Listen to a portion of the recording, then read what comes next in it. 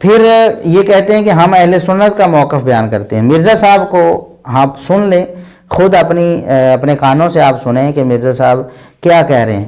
کہتے ہیں کہ میرا نظریہ یوٹیوب پہ موجود ہے، امیر معاویہ اور یزید کے بارے میں اہل سنت کا عقیدہ، میں نے اہل سنت کا عقیدہ بتایا ہے۔ میرا جو نظریہ ہے نا الحمدللہ وہ میرے بھائی ویڈیوز میں ریکارڈڈ ہے، آپ جا کے ایک یوٹیوب پہ کلپ لکھیں حضرت معاویہ اور یزید کے بارے میں سنی عقیدہ، میں نے اپنا عقیدہ نہیں بتایا، اہل سنت کے اماموں کا عقیدہ بتایا، وہ آپ دیکھ لیں۔ میں نے اہل سنت کا عقیدہ بتایا ہے۔ اور دوسری جگہ پر وہ کہتے ہیں کہ جو اماموں نے سمجھا ہے نا، اور اماموں نے آگے سمجھایا ہے، میں نے وہی سمجھا ہے اور وہی لوگوں کو بتا رہا ہوں۔ کیا 1400 سال میں دین صرف آپ اکیلے کو سمجھ آئے، باقی تمام امام، بزرگ، محدث، مفتی، مجتہد سب گم رہے ہیں؟ نہیں، میں نے کب کہا ہے؟ ہم کہتے ہیں کہ اماموں کو جو سمجھ آیا تھا نا، انہوں نے جو آگے سمجھایا نا وہ میں نے سمجھا ہے۔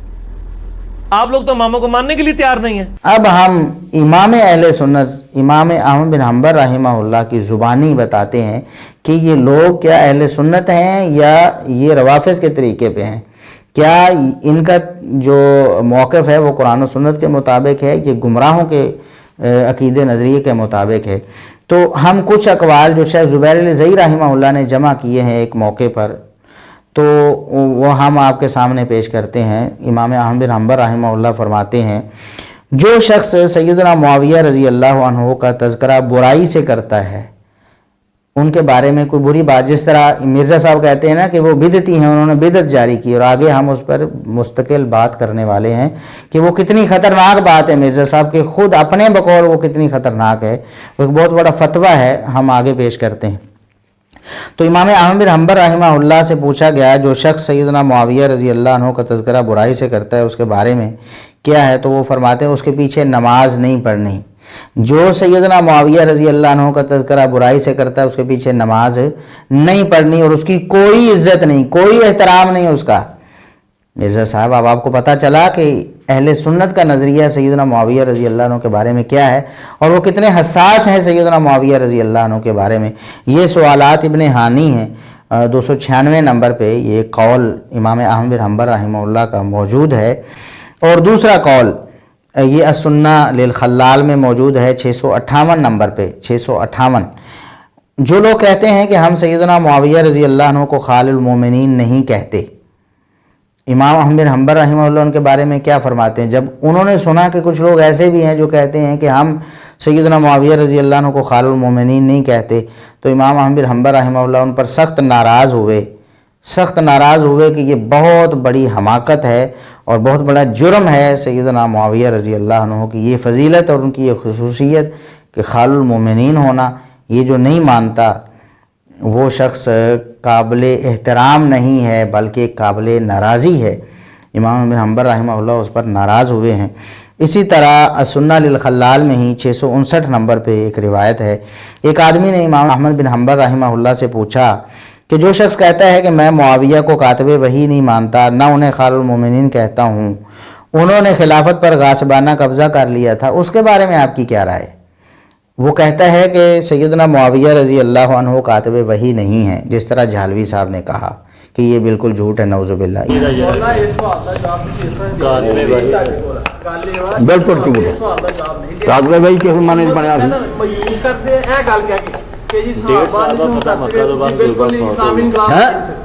ادو کتنے چلا گیا حضرت زید بن ثابت جہاں مستقل کاتب وحی جہد لی باب ہے صحیح بخاری، باب کاتب الوحی زید، جنہوں حضرت ابوبکر نے آکھیا عمر نے تو قرآن لکھدا سی تُوں لکھ، بعد حضرت عثمان جس کو لکھایا، انہوں نے کہا کاتب وحی بناؤنا حضرت زید دا عہدہ سی۔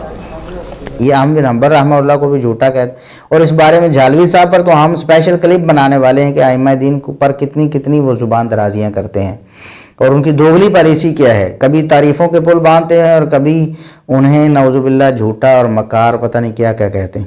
تو احمد بن حنبل رحمہ اللہ فرماتے ہیں جو شخص کہتا ہے کہ میں سیدنا معاویہ کو کاتب وحی نہیں مانتا، جس طرح جھالوی صاحب نہیں مانتے، اور جو کہتا ہے میں انہیں خال المومنین نہیں کہتا، جس طرح مرزا صاحب نے مذاق اڑایا کہ خال المومنین ہونا کون سا کوئی فضیلت والی بات، یہ فائدہ دے سکتا ہے کوئی کہ خال المومنین کہا جائے؟ اور ہم یہ سمجھتے ہیں کہ ان کا خال المومنین ہونا ان کو کوئی نفع نہیں دے گا اگر ان کے اعمال درست نہیں ہوں گے۔ تو جو چوتھے ملے کا رشتہ دار ہے انڈائریکٹلی وہ کدھر رشتہ داری لے کے بیٹھا ہوا ہے کہ اس سے اس کو نفع ہوگا؟ اور تیسری بات کہ انہوں نے خلافت پر غاصبانہ قبضہ کیا تھا، غصب کر لی خلافت. تو یہ تین باتیں جو کہتا ہے تو امام بن حنبل فرماتے ہیں ھذا قول سوء ردیء، یہ انتہائی بری بات ہے اور ردی کی ٹوکری میں پھینکنے کے لائق ہے، یہ بالکل گندی بات ہے.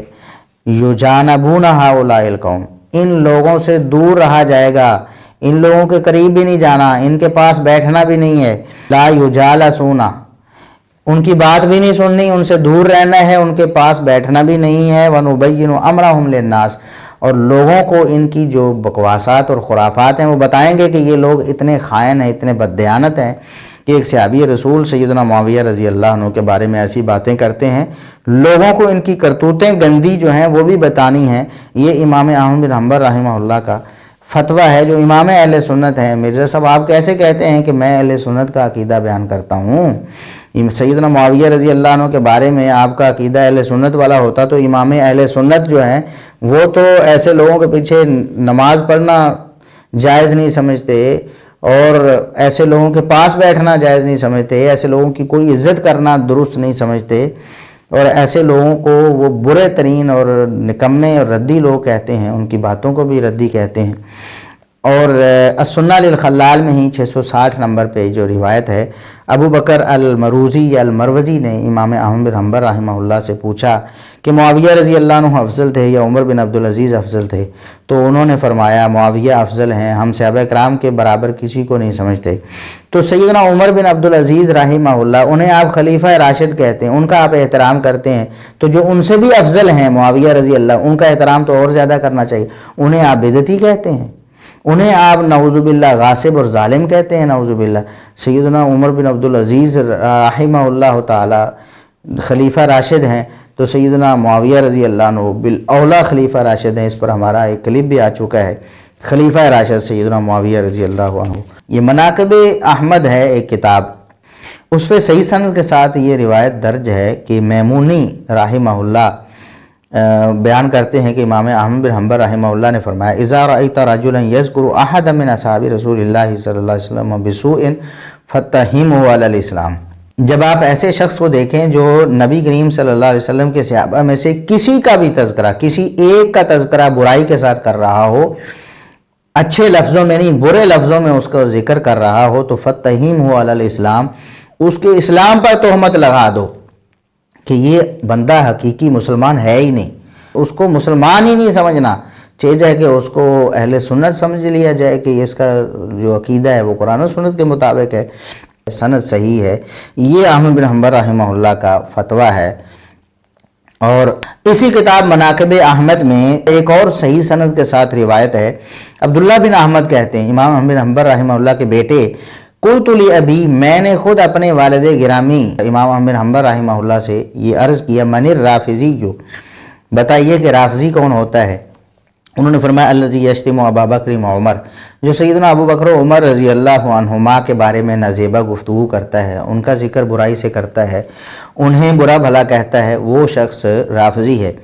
قال وسألت ابی الرجل یشتم رجلا من اصحاب رسول اللہ صلی اللہ علیہ وسلم، یہ تو بات ہوگی ابو بکر و عمر رضی اللہ عنہما کو جو برا بھلا کہتا ہے وہ رافضی ہے.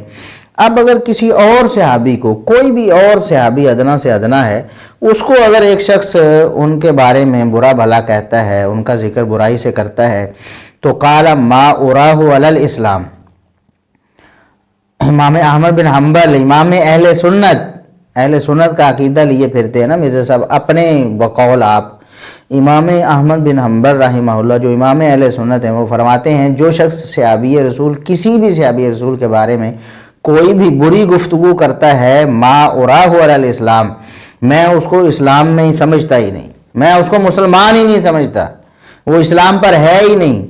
تو مرزا صاحب سند اس کی صحیح ہے. اب جھالوی صاحب اور مرزا صاحب جو سیدنا معاویہ رضی اللہ عنہ کے بارے میں اپنی زبانوں کو دراز کرتے ہیں، اب ان کے بارے میں امام احمد بن حنبل رحمہ اللہ کا کیا نظریہ ہے وہ آپ کے سامنے آ چکا ہے. یہ ائمہ اہل سنت ہیں، یہ اہل سنت کا نظریہ ہے.